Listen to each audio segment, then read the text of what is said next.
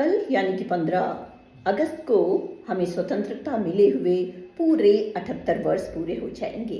यानी कि हम अपना 79वां स्वतंत्रता दिवस कल मनाएंगे और जिसके लिए पूरे देश भर में जोर शोरों से तैयारियां चल रही हैं। हमारी राजधानी दिल्ली का लाल किला भी पूर्ण रूप से तैयार है लोगों के स्वागत के लिए, वहां से संबोधन के लिए। हर बच्चे से लेकर बूढ़े तक की आंखों में आप स्वतंत्रता की ये जो खुशी है, इसको आप देश प्रेम की जो खुशी है वो आप देख सकते हैं।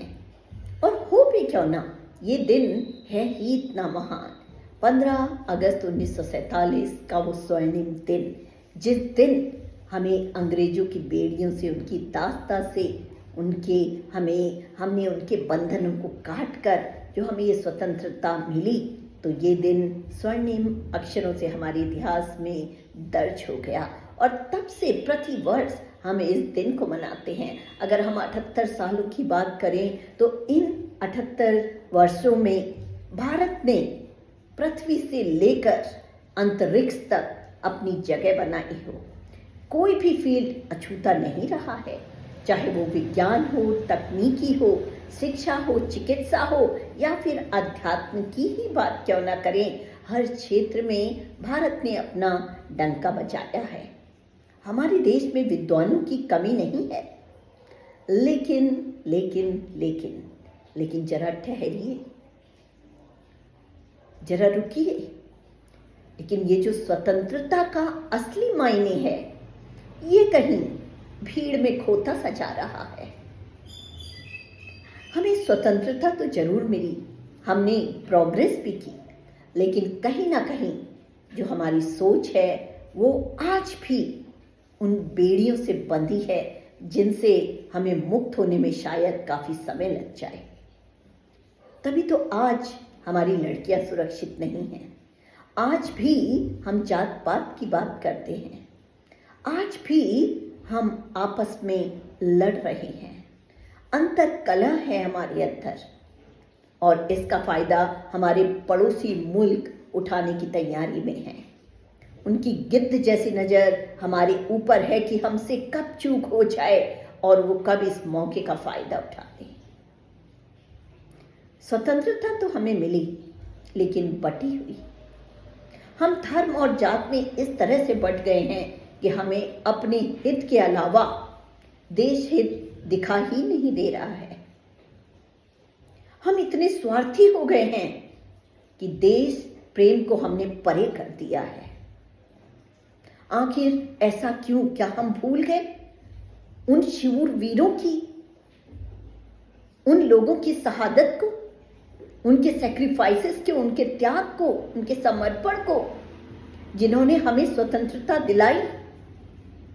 एक बार परतंत्र होकर देखिए तो सही आप,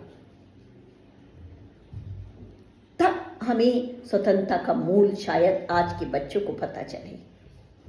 क्या हम उस 1919 की वो जलियांवाला बाग की घटना भूल सकते हैं या भारत छोड़ो आंदोलन को हम भुला सकते हैं? इस तरह के तमाम आंदोलन जिसमें लगभग 30 से 40 लाख भारतीयों ने अपनी जान गंवाई, ये स्वतंत्रता हमें भीख में नहीं मिली है। इसके लिए हमारे पूर्वजों ने अपने प्राणों की आहुति दी है। कितनी माओं ने अपनी लालों को खोया है, कितने पिताओं ने अपने पुत्रों को मुखाग्नि दी है, कितने बच्चे अनाथ हुए थे, कितनी औरतें विधवा हुई थी, तब जाके ये हमें स्वतंत्रता मिली है। और आज हमें देखिए, हमारी स्वतंत्रता का सेलिब्रेशन सिर्फ भाषण, सिर्फ रैलियों या सिर्फ चंद प्रोग्राम के तहत रह गया है। आखिर क्यों? ऐसा क्यों? आइए हम सब मिलकर आज प्रण लेते हैं कि हम एक नए भारत का, एक नए राष्ट्र का निर्माण करें, एक नई सोच का निर्माण करें, जहां हर लड़की सुरक्षित हो, हर माँ का सम्मान हो, उसके सर से आंचल ना छीना जाए, उसकी गोद सूनी ना हो, हर पिता गौरव से अपने पुत्र की बात कर सके, हर बुजुर्ग की जहां पर सम्मान हो, आदर हो, सत्कार हो। भारत अतिथि देवो भव के नाम से जाना जाता है। आज हम वसुधैव कुटुंबकम की बात करते हैं। अगर आपस में लड़ते रह जाएंगे तो कहाँ सार्थक हो पाएगा ये। आज हम जिस गति से विकास की तरफ बढ़ रहे हैं, अगर हम आपस में बंट के रह गए तो ये स्वतंत्रता कहीं हमारे ऊपर भारी ना पड़ जाए। मेरा ये हर बच्चे से निवेदन है कि बच्चों उठो, जागो। हमें आज ऐसे बच्चों की जरूरत है, ऐसे विद्यार्थियों की जरूरत है जो पढ़ लिख कर हमारे देश को आगे ले जा पाएं। हमें ऐसे नौजवानों की जरूरत है जो हमारे बोझ को अपने कंधों पर ले लें। हमें ऐसे नेताओं की जरूरत है जो चंद वोटों के खातिर हमें आपस में न बांटे। तो आइए मिलकर हम प्रण लेते हैं कि हमारे लिए एक भारत श्रेष्ठ भारत का सिर्फ नारा होगा। हमारी पहचान किसी धर्म जाति से नहीं, सिर्फ हमारी पहचान हो तो सिर्फ इससे कि हम भारतीय हैं। आइए प्रण लेते हैं कि अपनी बच्चों को नैतिक शिक्षा के साथ साथ देश प्रेम की शिक्षा उनके हम खून में, उनकी रगों में भर दें। देश सुरक्षित है तो हम और आप सुरक्षित हैं। मैं नमन करती हूं उन सिपाहियों को जो इस वक्त भी डटे हैं ताकि हम चैन से रह पाएं। तो आइए एक स्वर में बोलते हैं सब, भारत माता की जय, वंदे मातरम, जय भारत।